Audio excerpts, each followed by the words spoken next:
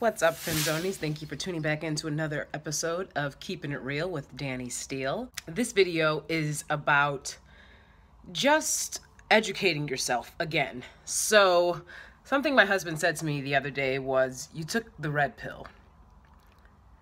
I took the red pill.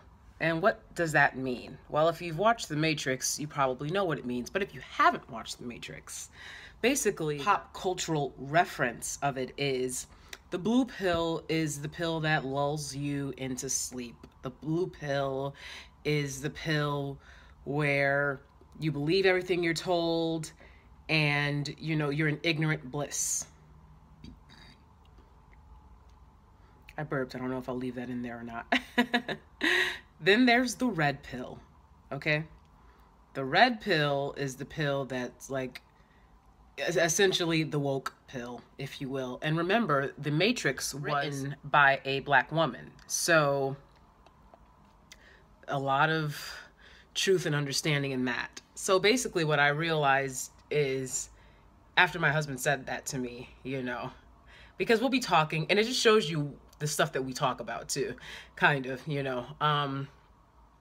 I took the red pill. I was told a lot of things growing up. I grew up so poor that, nobody was, I bring up the negligence factor because even when we were placed into foster care, there was still a great amount of negligence there. So there was no adults to talk to. I never felt like I could or did speak to adults unless I was speaking to a very few of the great teachers that I interacted with at my school and or my great-grandmother.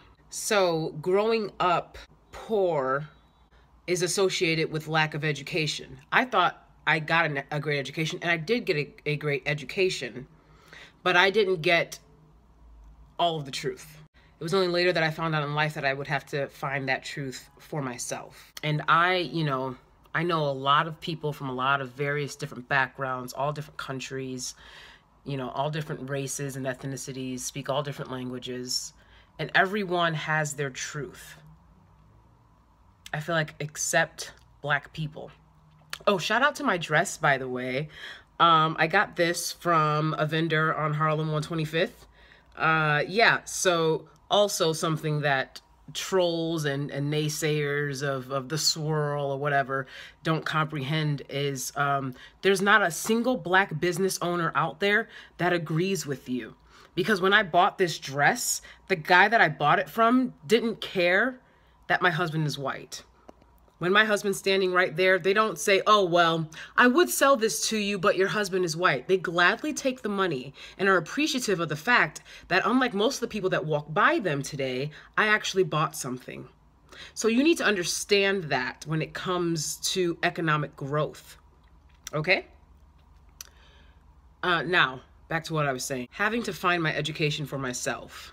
One of the books that was actually recommended to me by a teacher of mine from elementary school, Post-Traumatic Slave Syndrome. If you haven't read the book, read the book. Get the book, read the book. That needs to be a staple in your home. I was able to so much greatly articulate so many feelings and thoughts that I had based on the research that Dr. Joy DeGraw has done in her book. So please, please, please, I implore you, get that book. I loaned that book out to someone and I'm still patiently waiting. Oh, that's not a watch. Okay. Patiently waiting for the book back so that I can talk more about that book and pull out some passages and really have more in-depth discussions about that. But these are the things that I speak about with my husband. These are the things that I speak about with family and friends. One of the only people that actually listens to me when I speak about them is my husband. Okay, so I have a lot of black people that I've tried to speak to about these things, and it's interfering with their daily dose of the blue pill, and they don't want to hear it. So I took the red pill. After reading that book and finding out and everything that I felt was wrong, there were so many reasons behind it. Wow, amazing. Please go out and read that book. Go out and get the book and read the book and read it to your children, because it's so important. Whether you're black, white, obviously if you're black, even if you're white and you're watching this, get the book, read the book, because there's a lot of history that Americans are missing in general. And you have to understand something. There is a reason why your country wants you to be indoctrinated with certain beliefs. There is a reason for that. And those beliefs are not the truth. They're just not. Many of those beliefs, okay? For example, you know, they teach Thomas Jefferson, one of the founding fathers of America, was like, he was the greatest man that ever lived. He raped a 12, 13-year-old girl. Who knows how many other slaves he raped, right? And I know people love to compare, you know, the rape of a 12-year-old slave to black people in interracial relationships today, but it's not the same. Now, I did a podcast, actually. I shouted out my hangout with Crystalline on Monday, but I actually did a podcast. The podcast is called Full Circle, the Full Circle podcast on YouTube. Look it up. And the subject was pro-black and dating interracially. Oh, Lord. Right, here we go. And after I spoke with them, the hosts were like, you know what? I didn't believe that was possible, but I'm starting to believe that it's possible, at least for black women, to be pro-black and date interracially. And, you know, I drop all labels now because I've had enough. You know, Malcolm X didn't want to take the label of leader because he felt like the negative connotations ascribed to it was something he didn't want to deal with. And I definitely don't want to deal with people in their feelings about me calling myself pro-black. But what I do know is I buy black. I teach black children. I support economic growth of black people. And I love black love, right? I love black couples. I'm the product of supposed black love. I don't know where the love is. Deadbeat father is still out there and hasn't reached out to me. Even though he's still alive. That amazes me.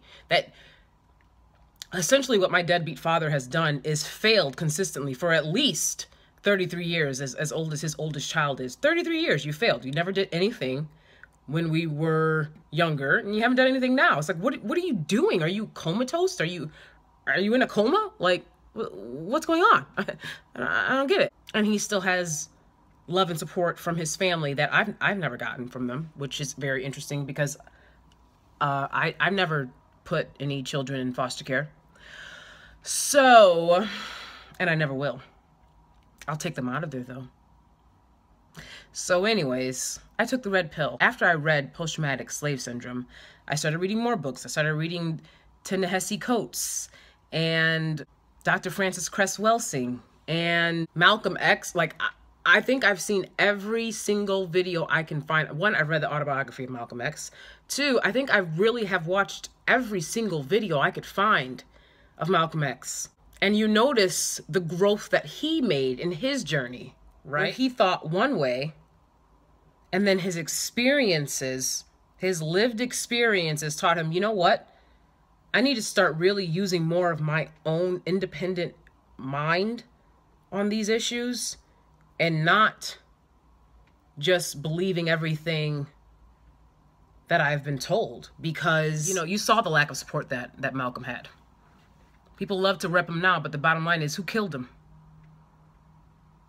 You know, beyond who you think, you know, might have helped fund it, who went after him?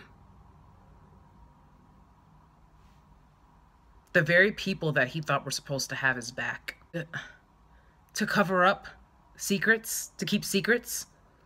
Why does the black community support pedophiles and abusers? Why? There's a lot of dysfunction in the black community. That's obvious. It's not because people are gay.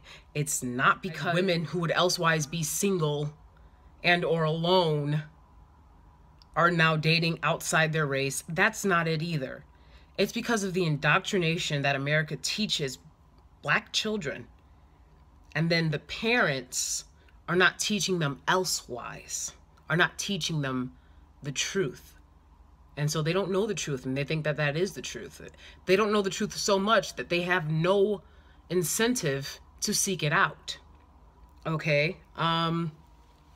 Hidden Colors. I watch Hidden Colors. Saw a lot of great information in those documentaries. Okay. The slave narratives on HBO. I mean, there's so much out there that they're not going to teach your kids in school. So if you saw my video with CK, you would see at Beyond Black and White, you would see also that I advocate for homeschooling. And I advocate that greatly. And I've had a lot of discussions with my husband about it. You know, he is a white man. And so the reasons that I want to homeschool, he's not going to feel those reasons. But at the end of the day, as I explained to him, the mother is, the black woman is God. Okay, the mother has the final say, the way that I do things. But I listen to what he has to say, definitely. I want my children to have the best education. I also don't want them to be indoctrinated with anti-black sentiments that are instilled at an elementary school level and carried on throughout grade school in too many schools all across America. We're not dealing with that. Okay? So education is so important. And I took a blacks in film class in undergrad. And I remember my professor was like, look at the Lion King. Look at Scar. How come he's darker? And he's in, you know, he's in the outcast lands. He can't be in the pride lands. And I was like, oh my gosh, dude, are you serious? Really? You're going to try to ruin the Lion King for me? But there's imagery that America is used to putting out there, and it's for a reason. He also showed us a lot about colorism. A light-skinned black man was our teacher. And he also reiterated how America has been in love with colorism since they brought Africans to this land. So if you notice very early works, which I don't even know if you could find online, you know, my professor had them because he teaches a blacks in film course. Yeah, the black people were always very light-skinned. And so I've learned personally to stop talking to people about colorism because it's almost impossible to get people to understand. And it's a very, you know, if you talk to older black Americans, they feel like, well, I was black and black is black and black and black and black and black. And I totally get that. But we're not in 1950 anymore. We're not in 1960. We're not in 1970. We're not in 1980. We're not in 1990. Right? We're 20 some years beyond that. And we need to focus on what everything has culminated to today. And the bottom line is colorism is an issue. It just is. And not the backwards Tinashe issue either, but the real issue. If you look at anti-black sentiment worldwide, you'll see in India, okay, all throughout the world. If it's black, get back. If it's mellow, it's yellow. If it's white, it's right. Right? Come on, that's worldwide. So stop playing the games. You know, it's just like, I don't have time for it. But yeah, so, you know, that's pretty much it. I just want to encourage people to seek out educating themselves, because what happened to me when I started reading all of these works by these great people is that I realized I don't have to be angry about this because I have the knowledge of it. I have the knowledge and nobody can take that away from me. And, I'm not going to apologize for it. You know, it seems like in America, everyone worries about how other ethnicities and races feel, but not black people. And there's a reason for that. It's because we were their slaves and they're not going to let us forget it. Paul Mooney, right? They don't feel like they owe black people anything, even though they owe us everything. I'm all about reparations. Yeah, I took the red pill. There's no going back. And I don't regret it. I really don't. I smile a lot less, but that's because I'm not trying to impress people. And if I like you, you'll get my smile. And if I don't, you'll just get the blank stare and the mean mug, and that's fine too. All right. And then sidebar real quick to trolls once again, real quick. I just think it's so funny that broke ass people would try to come onto my channel and, you know, throw the shade or whatever tactics you're trying to use. You're not very smart. I don't care about what people who have built nothing, broke people have to say. I never have. That's not how I got to where I am today. It's just not. I know, you try so hard. You try so hard. But go out there, get a good job, get a good education, start building economic growth and prosperity in your community. That's how you can focus your energy, not coming to my channel trying to throw shade, because it's not going to get caught. Okay? So, boop.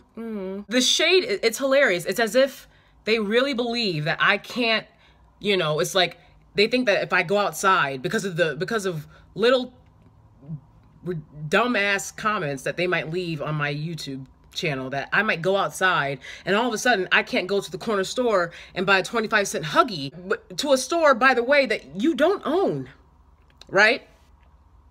They'll take my money gladly as well. Okay?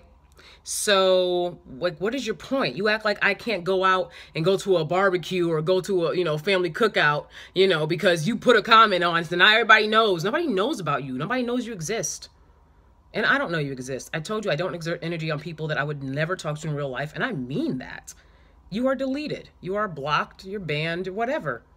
I don't pay attention to you. And anyways, my husband monitors the comments, so, and after he's gotten rid of the trash, that's when I come in to talk to my real followers and subscribers. So basically what you have is somebody laughing at you and feeling really sorry for you because you still don't get it. You still don't get what's going on.